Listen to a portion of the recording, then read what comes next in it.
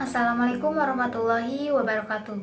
Halo kawan pajak, perkenalkan nama saya Lili Nurmalasari dari Program Studi Akuntansi Fakultas Ekonomi dan Bisnis Universitas Majalengka. Kawan pajak, pajak itu apa sih? Lalu kenapa kita harus bayar pajak?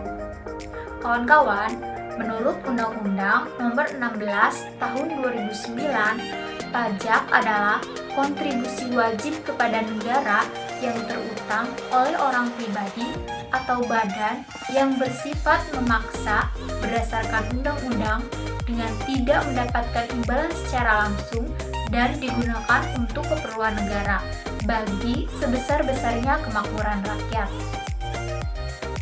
Pajak mempunyai peranan yang sangat penting dalam kehidupan bernegara, khususnya di dalam pelaksanaan pembangunan, karena pajak merupakan sumber pendapatan negara untuk membiayai semua pengeluaran, termasuk pengeluaran pembangunan.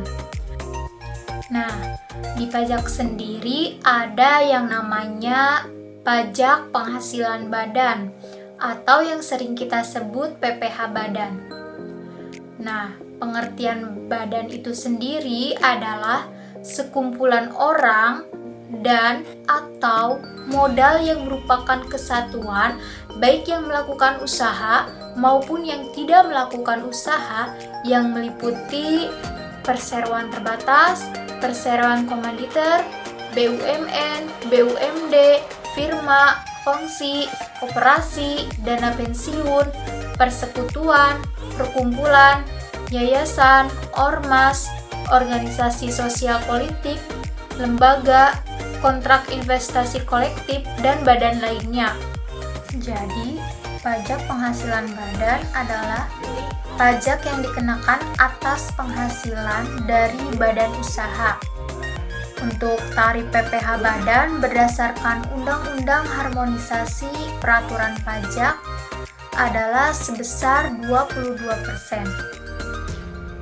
Langkah-langkah menghitung PPh badan yaitu: yang pertama, menghitung penghasilan. Yang kedua, mengurangi penghasilan dengan biaya. Yang ketiga, melakukan koreksi. Yang keempat, pelunasan pajak di tahun berjalan. Berikut contoh perhitungan pajak penghasilan badan.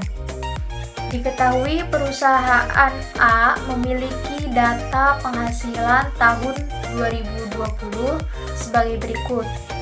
Ada peredaran bruto sebesar 6 miliar.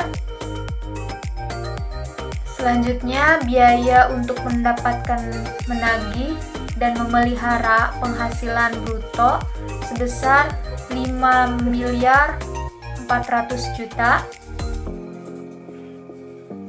Penghasilan lainnya 50 juta. Untuk biaya mendapatkan, menagih, dan memelihara penghasilan lainnya 30 juta. Kompensasi kerugian dari tahun sebelumnya sebesar 10 juta.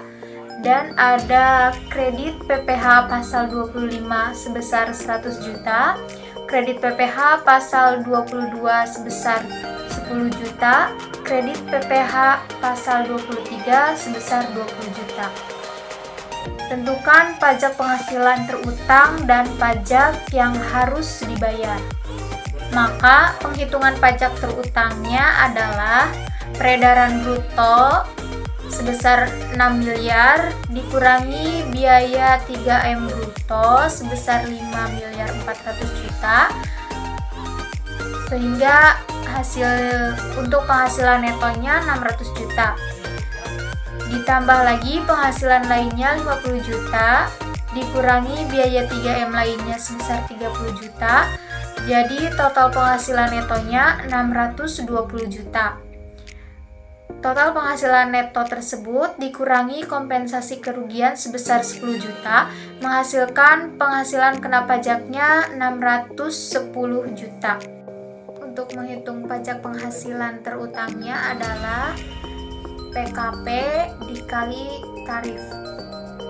Untuk PKP-nya 610 juta dikali 22% sama dengan 134.200.000. Sedangkan pajak yang masih harus dibayar adalah pajak penghasilan berutang yang sebesar 134.200 dikurangi kredit PPh pasal 22 sebesar 10 juta, kredit PPh pasal 23 20 juta, kredit PPh pasal 25 100 juta. Jadi untuk pajak yang masih harus dibayarnya itu sebesar 4.200.000. Sekian video dari saya. Mohon maaf bila ada salah-salah kata. Mari bayar pajak, pajak kuat, Indonesia maju. Wassalamualaikum warahmatullahi wabarakatuh.